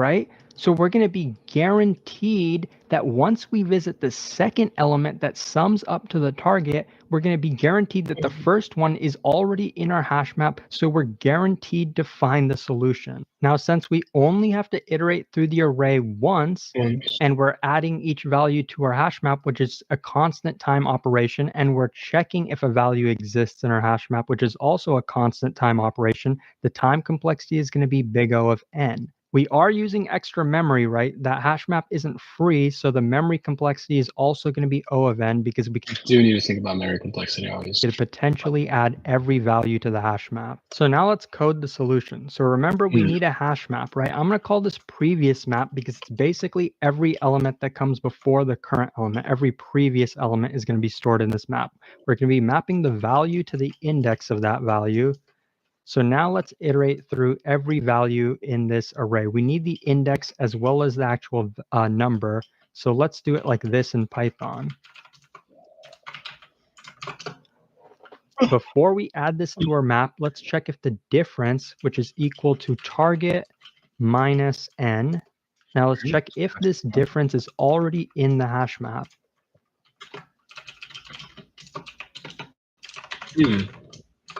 If it is, then we can return the solution, which is going to be a pair of the indices. So I can get the first index like this, and the second index is just I. Now, if we don't find the solution, then we have to update.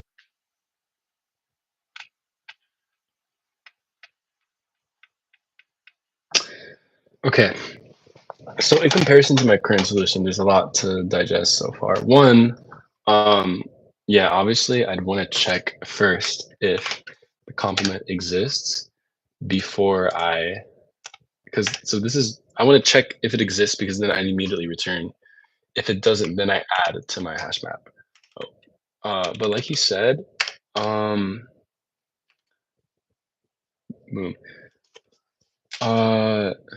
It seems like, again, in the problem requirements, wow, that just reset. Beautiful.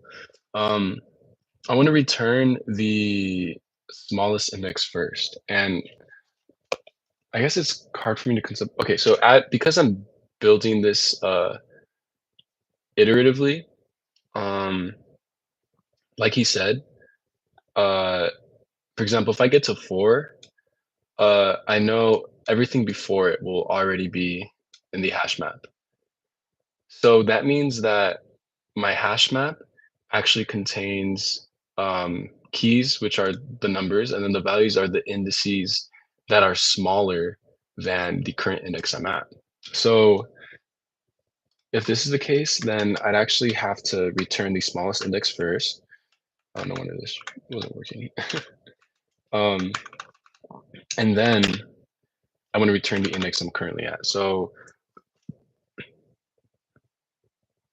yeah, it's because I'm building this iteratively, and I know I just repeated this, but I'm gonna say it again. Because I'm building this iteratively and I'm only adding elements to the hash map, if the complement doesn't already exist inside the hash map, once I get to like a 5, if the target hasn't been reached yet with the previous numbers, then these are going to be in the hash map as well. But let's say the target is 9, I'd want to return 0 and 1, 2, 3, and 3, right? And 0 is already going to be in the hash map. 3 is the index of the number I'm currently at. So that's why I'm returning hash map complement instead of what I had previously. And then, okay, so that's this if statement. And then this hash map num equals idx. Basically, if I hadn't found the complement in the hash map already, then I add it to my hash map. So this is what's like letting me build the hash map as I go. And I sincerely think this should just work now. I'd be surprised. I'd be shocked if it doesn't. Yeah. I think we can get rid of this. Okay. Yeah. And okay. So we're gonna. I think this is going to be the code for the fastest, most efficient solution. Let's solve LeetCode value to the index of that value. So now let's iterate through every value in this array. We need the index map. Let's check if the difference, which is equal to target minus n. Now let's check if this difference is already in the hash map.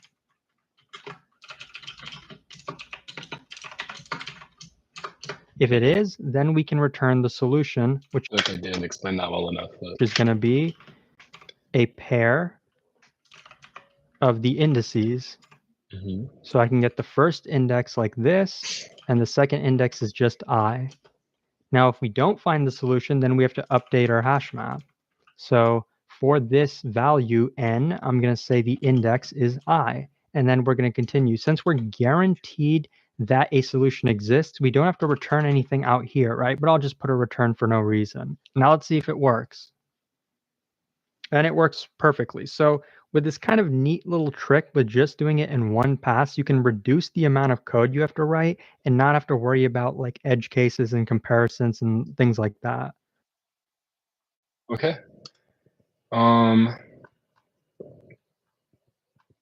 So boom, that is, according to LeetCode, I think the best solution for to-sum in Python. And as you can see, we had, our struggles, then we got something to work, but this is a 2-pass. So it's like, even though technically for O of n you remove constants, this is still at first O of 2n, and this is worst case O of n. So this is definitely faster and more efficient than this algorithm. And but as he said, there is the memory complexity component where I could get into it more from what I understand / learned about it more.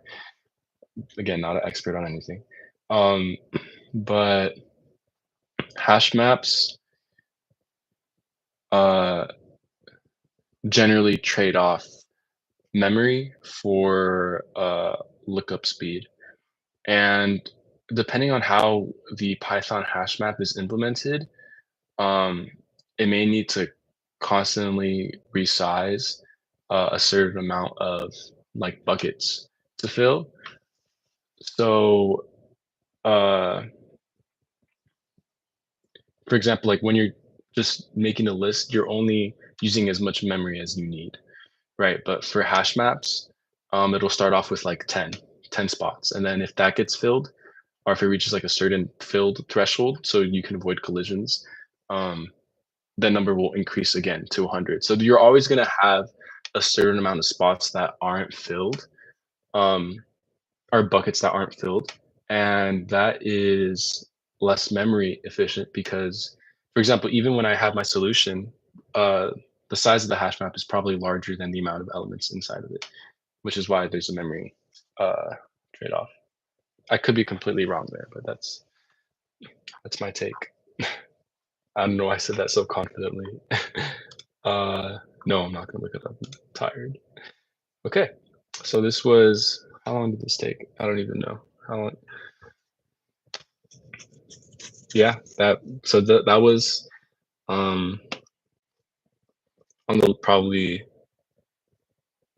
lower end of world record slowest to some completion, but we did it. We needed a hint. We needed a lot of help, but we got it done. And I think because I tried so hard, hopefully the next time in like a week when I do this again, it shouldn't take me more than 10 minutes. Great. Now I did say I would work on learn regex now after this.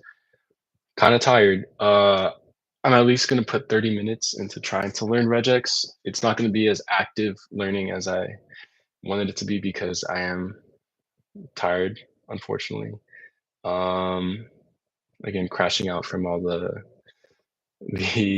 caffeine. But oh, I also wonder if like should I like copy paste this into LeetCode as well? Or worry about that another day. Okay, so back to the beginning of the video. This how do I have to check this goddamn markup language done? Maybe one day I'll learn how to use Obsidian.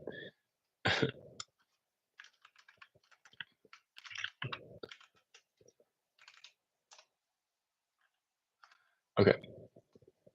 Oh, I think I can do a to do, right? And then Obsidian will like no type.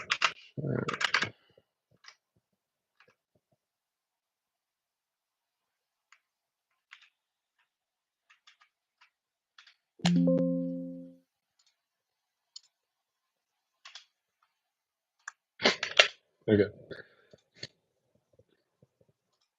Now, I should set a goal, right?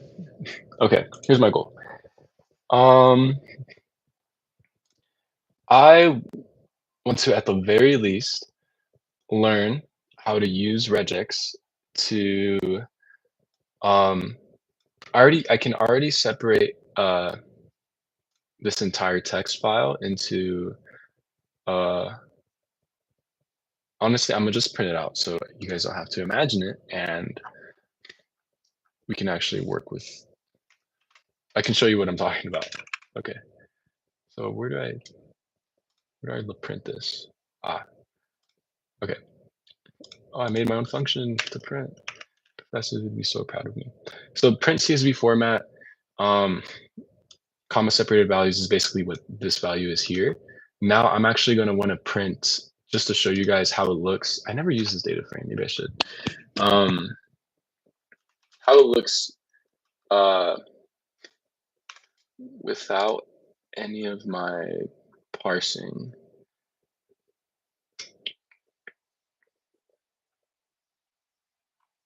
Oh, wait. Oh, never mind.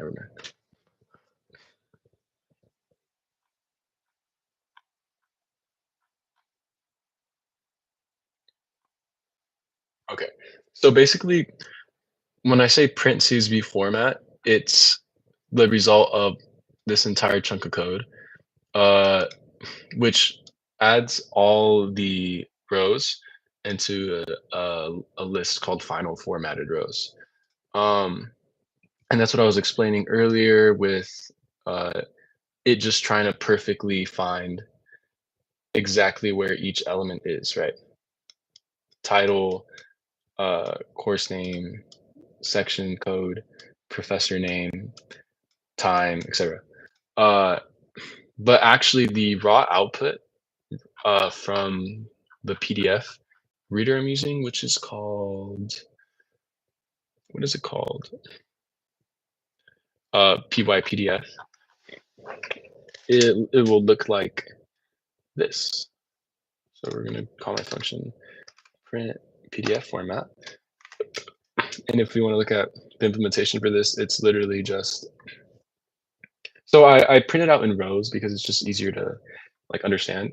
But it's just printing out each row and select rows. And what is select rows? Select rows is the Okay, let's do this from the top. So raw data is the output from the PDF reader. Then what does strip do in that? Trying to copy this. Okay, then I remove all the leading white spaces and trailing white spaces from the entire string.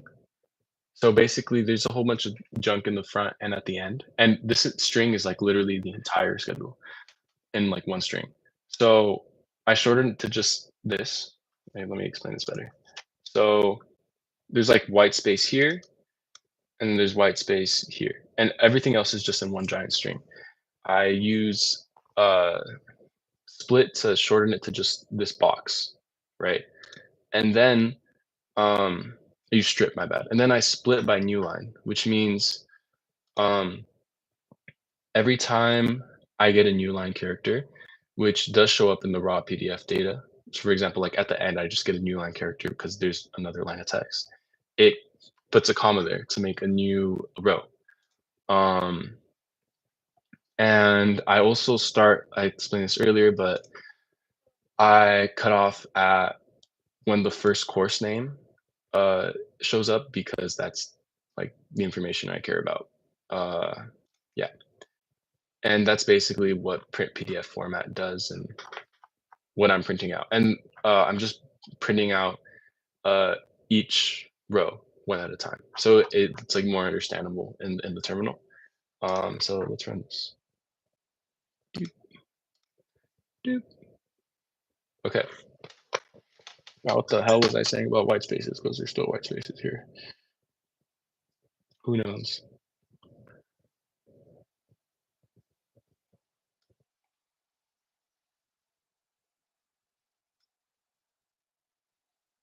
I am curious actually what it the laziness comes in. Okay, you know what? We're just gonna print raw data. We're just gonna print raw data because I forgot why I'm using strip, and if I'm gonna be a good coder, I shouldn't be content with not knowing how something works, which is ironic because I'm using Python, but don't worry about it. My raw data. Whoa. Wait, how did I even get rid of this? Huh.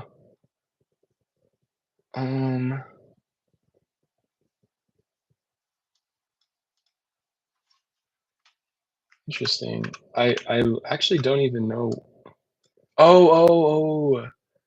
Okay, right now it's printing it out twice. Okay, so basically, here's what's happening. The print statement I just created is from here to here.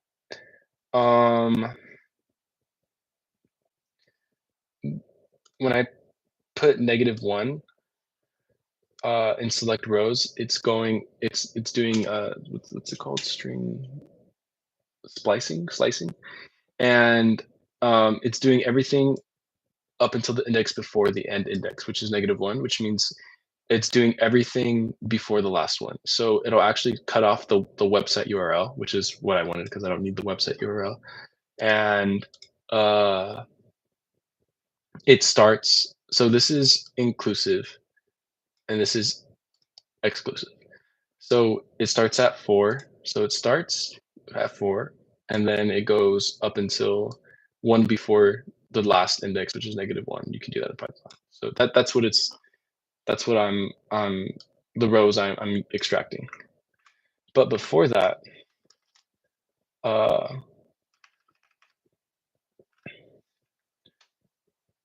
am I doing dot strip? This is what I want to know. Okay, let's do an exploratory adventure. I wrote this code a long time ago, like January, so that's why I don't remember why I did this. So if I just do split, what does split do? Let's find out. Oh, okay.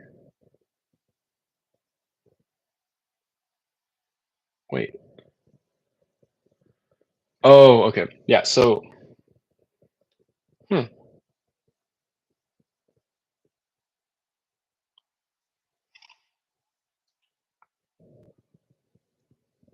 Now this is interesting. So originally I did just try split before to make my list a list, which seems like it would work. But if you look at the schedule, like some last names have 2 words, some last names have 3 words. Some day systems look like this, Monday, Wednesday, Friday, and some look like this. So this is like one continuous, call it a word, a continuous block of characters. This is 2 words. This is 1 word, this is 2 words, and allegedly they fall under the same category. So same thing with the name. Like this is 2 words, consecutive sequences of characters, and then this is 1 word. This is 2, this is 3. Modern algebra 2. So the reason why I couldn't just use split is because like I don't know.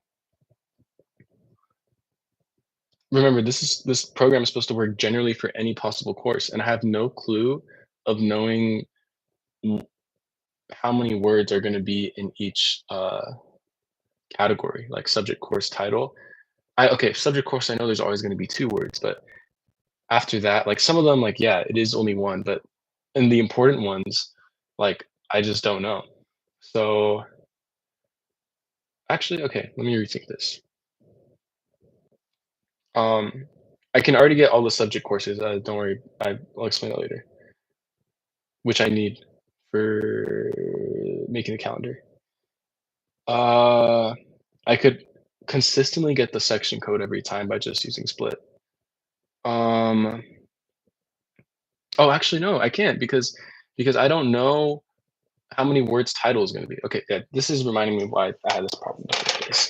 But yeah, so like basically what I'm saying is, oh, I know this is so confusing.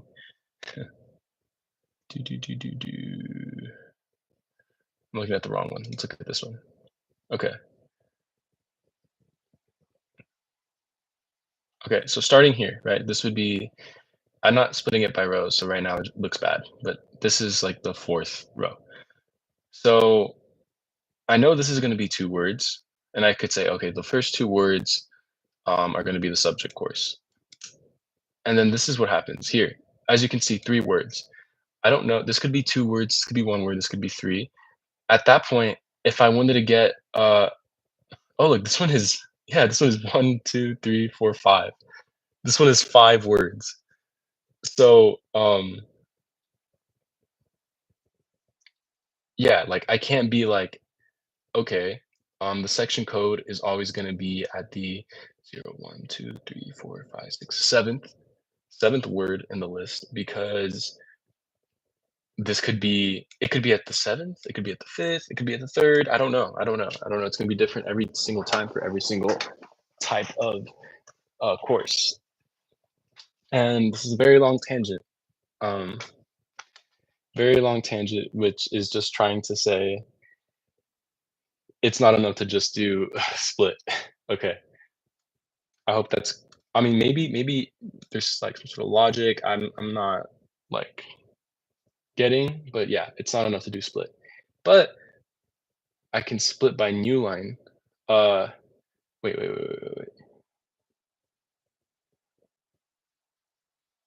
Okay, so then we're gonna split by new line, and this is only to just make it easier on me to parse through everything. See what that outputs. Okay. Yeah, now again, you know what? I'm sorry for being so lazy. For row in raw data.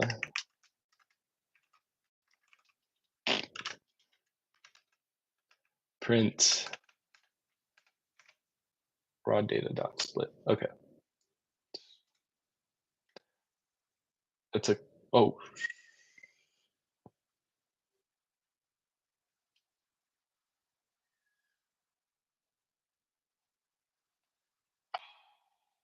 okay, I have to actually save this first.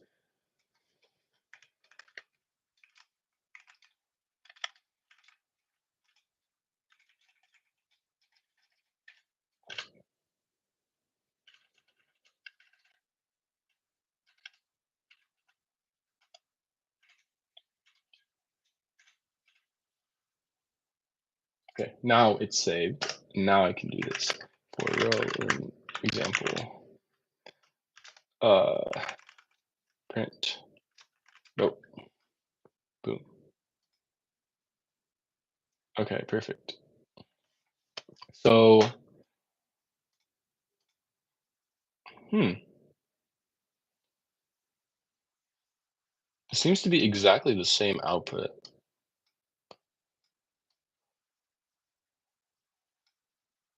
Hmm. I don't know why I'm using strip.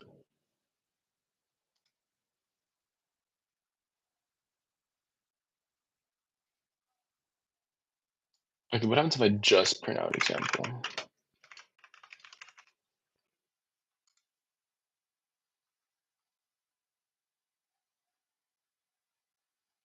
Oh, is it this? Maybe this might be. Okay, so look, notice, well, actually, that's a bad example. Notice here, this, each comma means that's a new row. It's just not formatted well right now. But notice how there's leading white space here. And then if I go to the end of this row, which should be the next comma. Okay, well, there's not. Oh, but here again. Oh, I remember why I use strip. Yeah. So in the schedule, like not obviously not every row has a subject course. Not every row has a title. So this entire block is just going to be white space up until section code. And I think I thought to myself that it'd be better if every row was just like neatly started where it should where the first data point is. So I think that's what strip does. So for example, now if I were to add strip to it, what I'm assuming will happen is um, this white space I just highlighted is going to be gone. And that's not the case. I love coding. So why the hell? It's not. And what does that mean?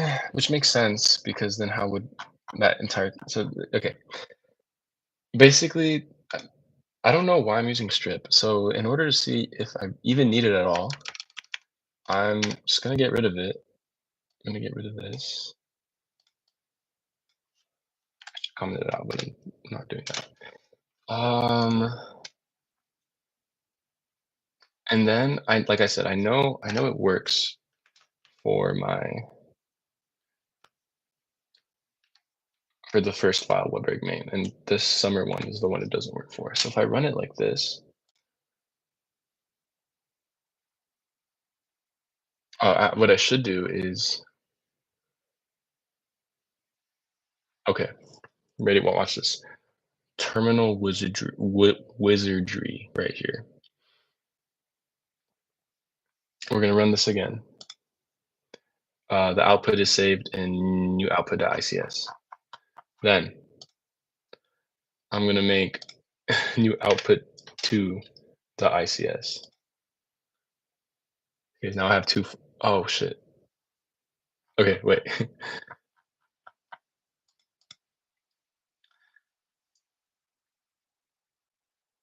Okay, we're gonna do this again.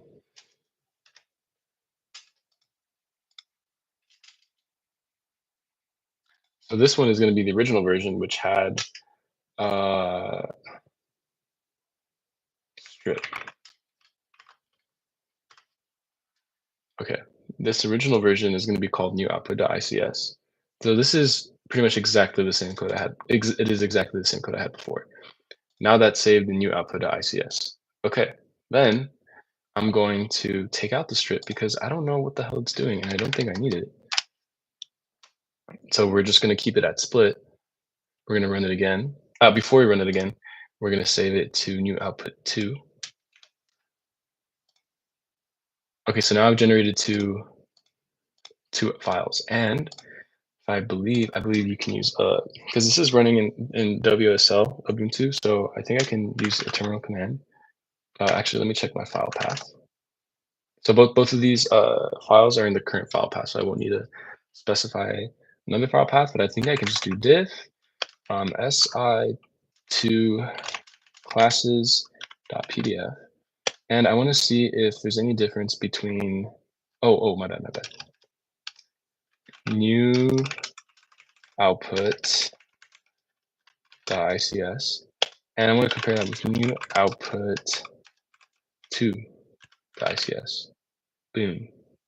And if I remember the functionality of diff, if there's no difference, then it'll just print out nothing. And if there is, it'll show like little arrows and tell me what's going on.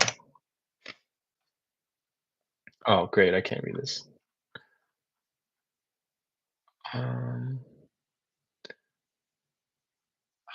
Okay, unfortunately, I'm going to have to ask ChatGPT how to read diff output again.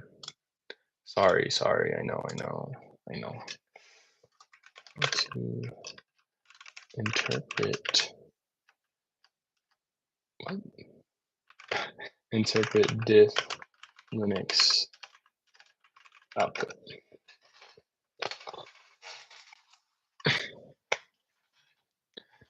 Facts. It is. Okay. 2C2 indicates the second line needs to be changed.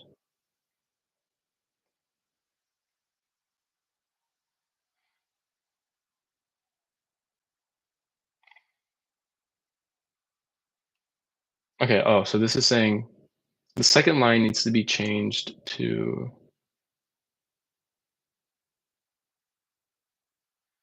okay, to match the second line in file 1 to the second line in file 2. That's what this 2C2 is saying. I have to change the current file 1 contents of line 2, which is banana, and I have to change it to blueberry. So knowing that, how can I interpret this? So it's saying, I don't know what these two parameters are saying, actually. We're going to ask chat Gibatronics here.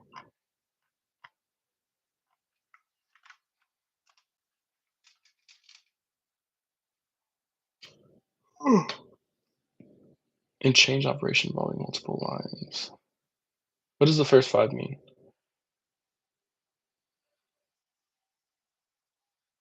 Oh, that's actually horrible. How does that even make sense? Or at least intuitively. So it's saying I have to change. It's like comma pairs, and then I should. Okay. So it's saying that for these two files to match, I need to change lines 5 to 10, to match up with lines 5 to 9. And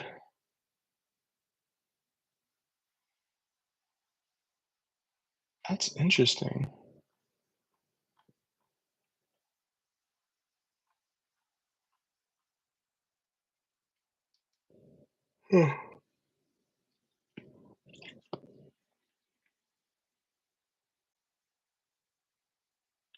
Guess what, gang? I'm gonna have to call it quits. I'm gonna need a nap or something because my brain's just fried. So this is my first stream. I know it's incredibly riveting, but if anyone watches any amount of this, particularly the end, I hope you enjoyed it. And goodbye. Hopefully part 2 tomorrow or even later today. Who knows?